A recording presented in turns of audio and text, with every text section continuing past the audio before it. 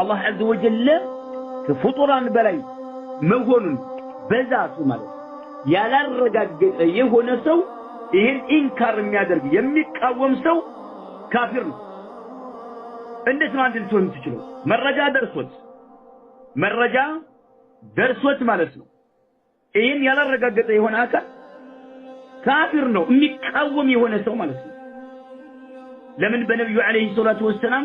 አንደበት የተናገረ ነው አላህ ከፍጡራን በላይ መሆኑ ፍየል ጠባቂዋን አይነ አላህ ብለው ሲሏት في السماء بلا كوني مدستو في السماء اني مانن يالوت يا الله ملكتنيا نو تالچو اعتقها فانها مؤمنه بلا مسكروا لا ይሄን ያላመነ አላህ ከፍጡራን በላይ መሆኑን ያላመነ ሙእሚን አይደለም ማለት ነው ለዚህ ነው ابن خزيمة رحمه الله تعالى اقرار ያላደረገ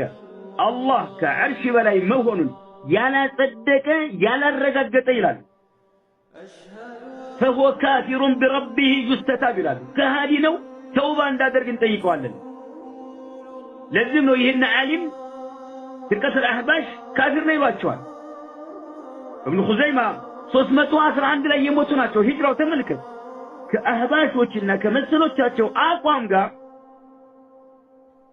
የማይገጥም የሆነ አቋም ስላላቸው ነው ቁርአን ሐዲስን ተከታይ ስለሆኑ ካፊር ናቸው ይሏቸዋል ይሄን ዓሊም